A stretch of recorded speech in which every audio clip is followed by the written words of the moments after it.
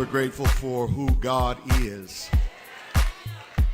That list of names given, holy and mighty and all of that, that's just the beginning of things. When Jesus was jousting with the Pharisees, Jesus made it clear to them that when you start talking about me, you're talking about something that surpasses Abraham. Because before Abraham was, he said, my name is I am. In other words, when you open up the book to look at all of the good things that a person can possibly be, mighty and triumphant and awesome and holy, he says that that's just the beginning of it. He had to close the book. Who am I, America? Who I am, America? I'm a young man that grew up with a single mother and one brother. My story is a very interesting one. For some, it may not be as interesting as you would like, but there are a lot of things that I had to go through to get to where I am right now. I may not have lived the hardest life that some may have lived, but I still had to go through my struggles. There were a lot of things that I had to get through or go through to be able to get to where I am. Who am I, America? I'm a young man that was raised at a very young age, as I mentioned, with a single mother, but had a grandmother that poured a lot into me. As I was coming up through elementary school, I remember as my mother dropped me off, I would be with my grandmother and she would feed me each and every morning and made sure I made it to school each and every day. I was in elementary school and I remember those teachers. I remember that teacher. I remember that first grade teacher, Miss Wheeler. I remember the things that she shared with me, some of the things that she taught me. And one of the things I remember her saying is silence is golden. Not to keep you quiet, but to know when to speak and when not to. Knowing how to hold your peace and when not to. Those things at such a young age, I remember like they were yesterday. Most persons try to skip over those years, but I've used those years to get to where I'm at right now. So who am I? I'm that young man that allowed his grandmother to really pour into him. Why am I utilizing, why am I speaking a lot about my grandmother? Because this was a woman who was an entrepreneur. She never worked for anyone except herself.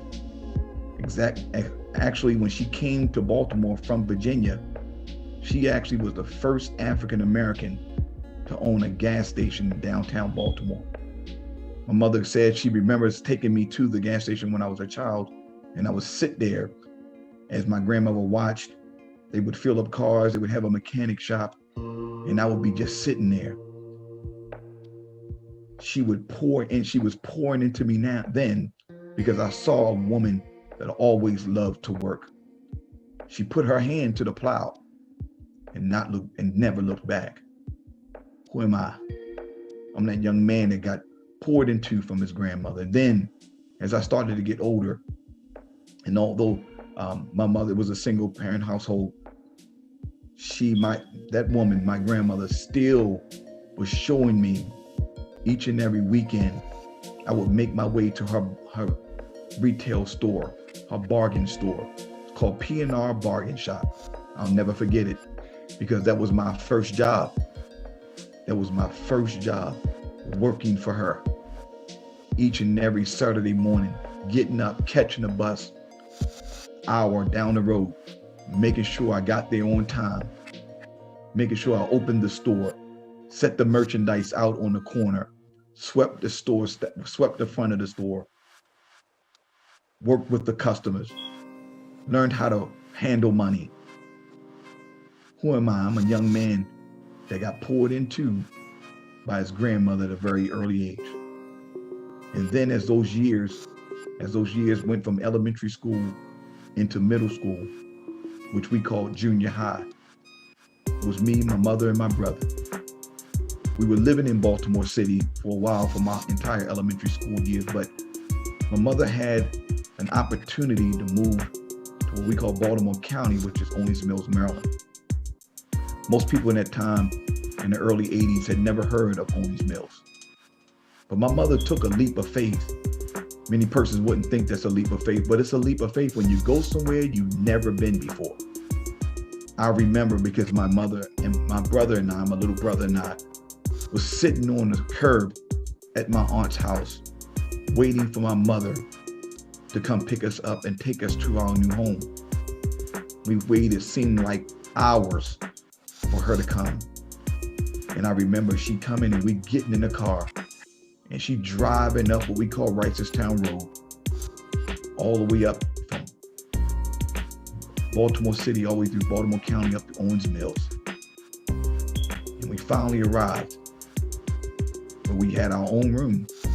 We weren't sleeping with my mother again. It was just me and my brother had our own room. And we were so excited. I believe that moment started to shift my life. My mother felt the need to get us out of the city early in our lives and made sure we had a place to stay and had a place to grow in a place we'd never been before. We had been surrounded mainly when we was in Baltimore City by African Americans. But then when we moved to Owings Mills, it was more Caucasians than African Americans. Who am I? I'm a young man that now lived in Owings Mills, didn't know anyone there, had no friends, had to grow up in a place I had never seen before.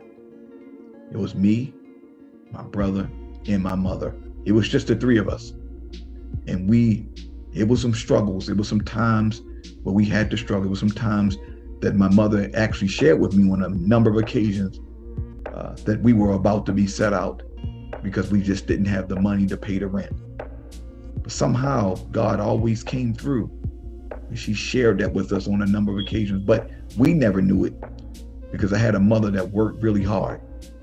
She did it all by herself.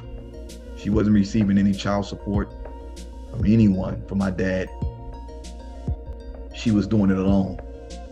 I never mentioned my father in the beginning of this because my father wasn't around at the time. Unfortunately, he decided that we were not part of his plan. So my mother was by herself. It was me, my brother, and my mother. Who am I, America?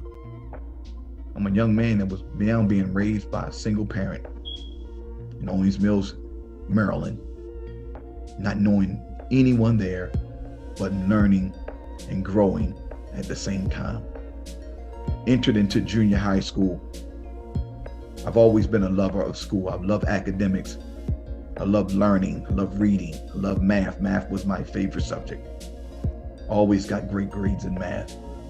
But I was lazy. I was lazy in junior high and high school. Specifically junior high school. I was just lazy. I just did what I needed to do just to get by. I never really worked as hard as I knew I could have. But I got through junior high and then went through high school. High school, something happened in high school. I was always going out for athletics, always trying to play football and basketball. Wasn't too bad, wasn't the best, but it wasn't too bad. But after the 9th grade year, after my freshman year, after my sophomore year, I decided that this was not what I wanted to do. And I knew I wouldn't be a professional football player or basketball player. So I decided to go into politics in high school. I decided to run for junior class president. I didn't want to run for treasurer. I didn't want to run for vice president. I didn't want to run for secretary. I wanted to go to the top. I ran for junior class president. That was a major change in my life because I made the decision that I believe sent my life on a trajectory to where I am right now. I actually won the election, became junior class president in a majority white school. The school was over 50-60% Jewish and about 70-80% Caucasian, and the rest of us were African American and or other nationalities. But I still became junior class president because that's the kind of reach God showed me, that's the kind of influence he was showing me at a very early age in 11th grade. Then in 11th grade, another thing changed my life. Who am I, America? I'm a young man raised by a single mother with a brother, but then found the woman that I would eventually marry. My wife and I met in 11th grade. 11th grade in high school. We dated for those 11th and 12th grade years. And even when we entered into the 12th grade, I ran for senior class president and won that. I was junior class president and senior class president.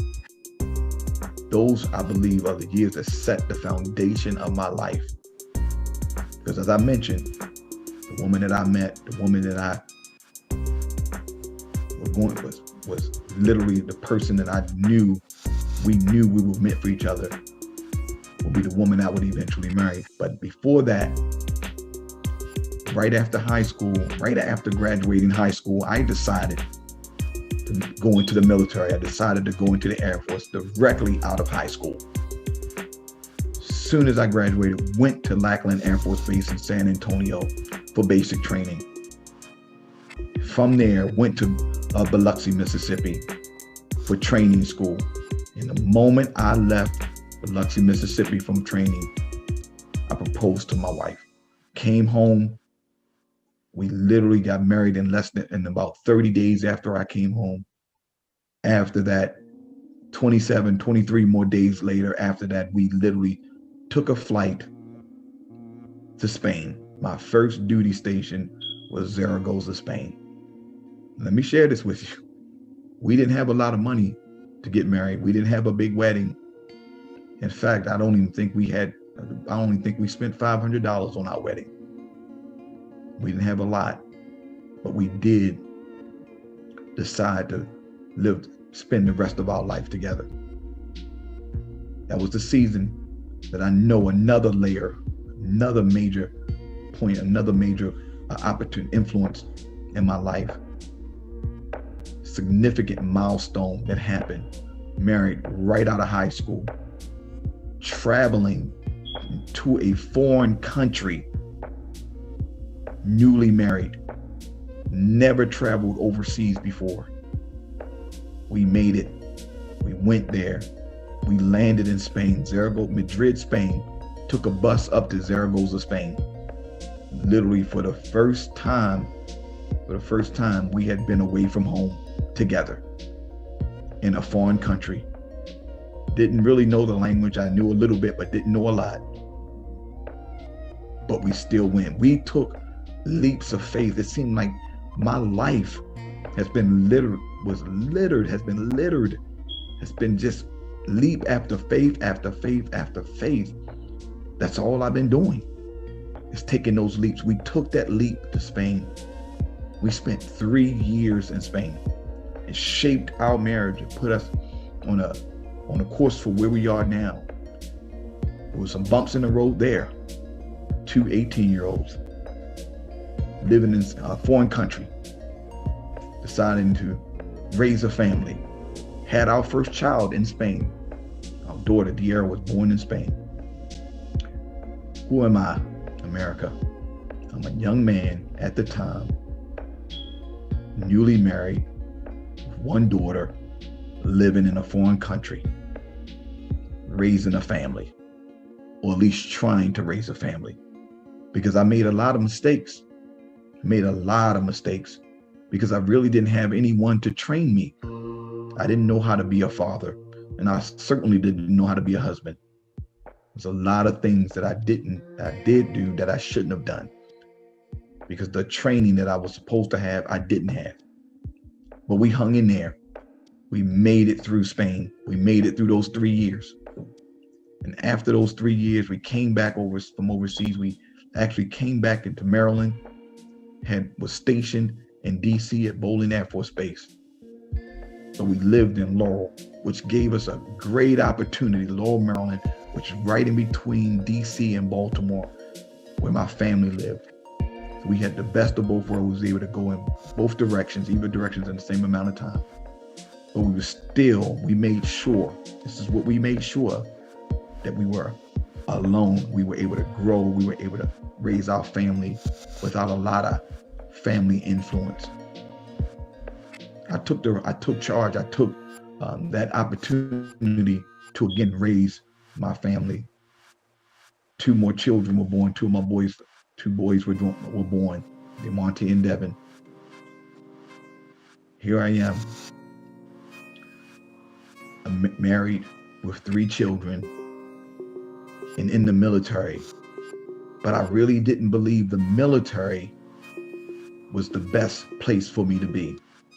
Everyone told me, don't get out. Don't retire. Do not get out. Stay in the military.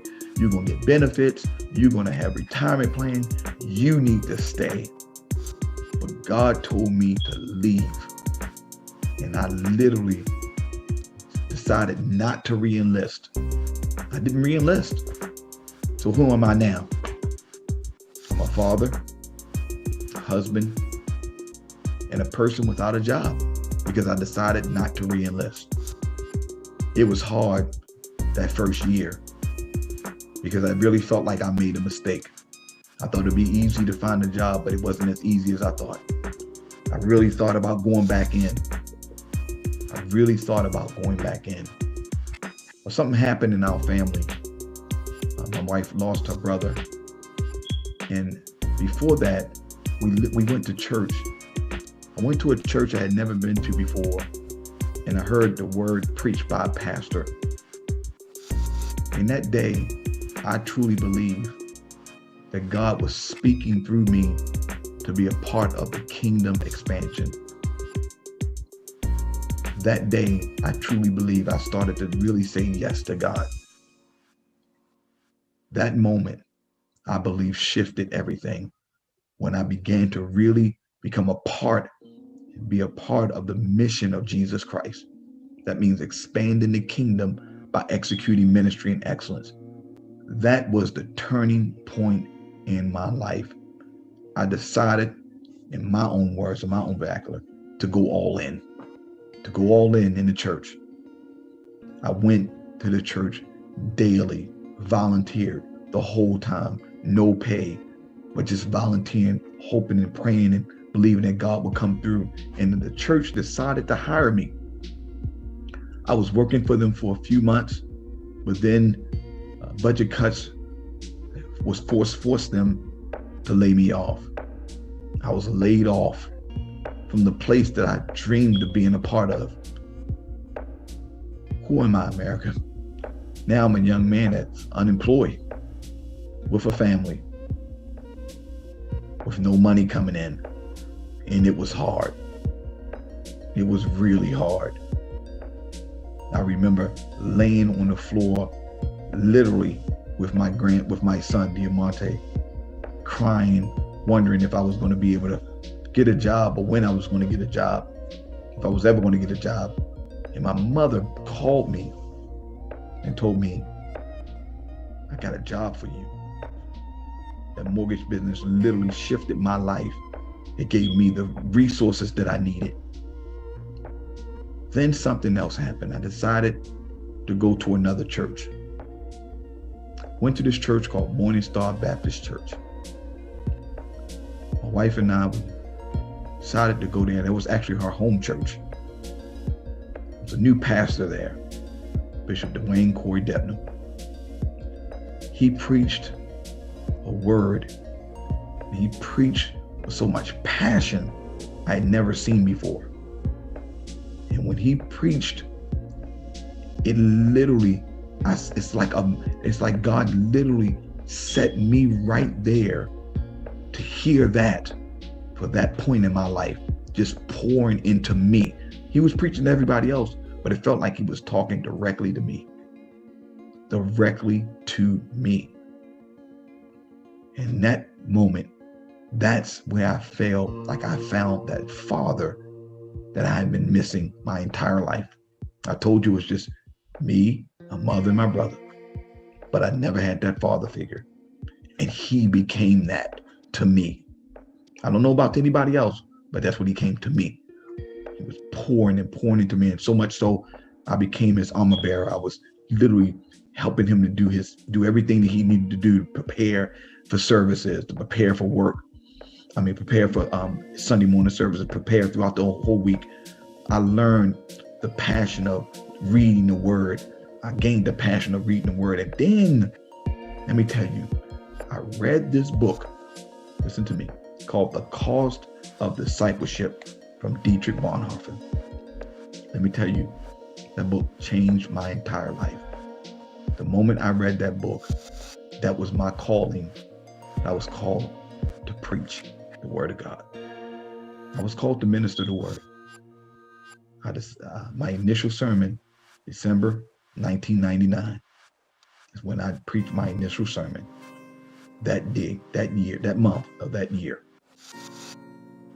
I preached it, and then the crazy thing was my wife preached hers the year after, December 2000. So we were on the same course, preaching. And then I found my gift. My gift was teaching.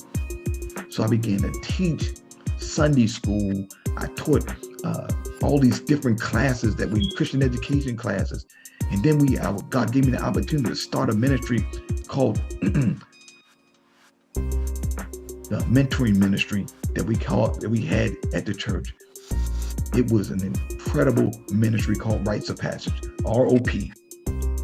We started that ministry from scratch. It started and it caught fire. We had over 100 kids at one time in that ministry.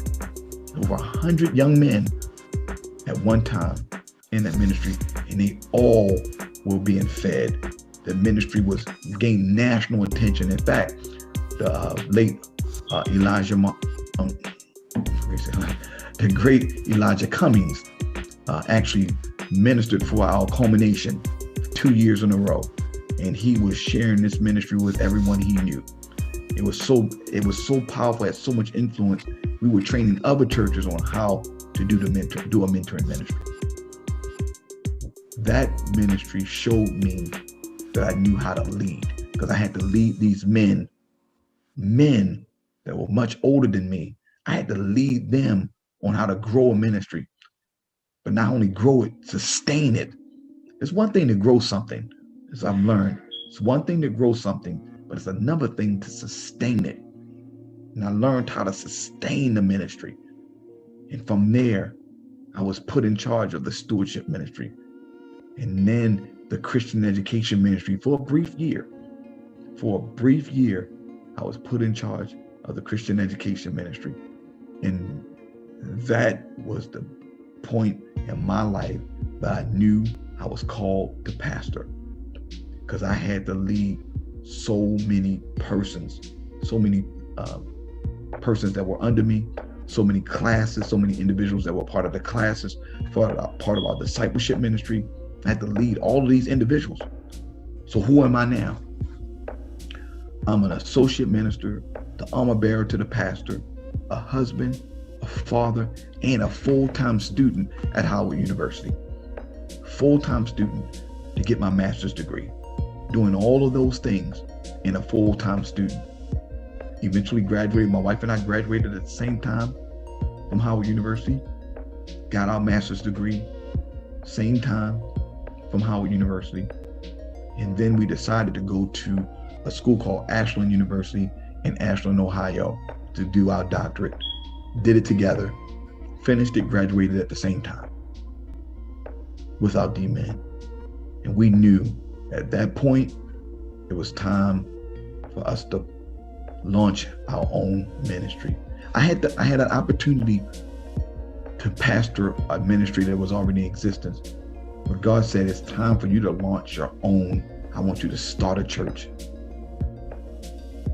That was one of the biggest undertakings that you could ever have.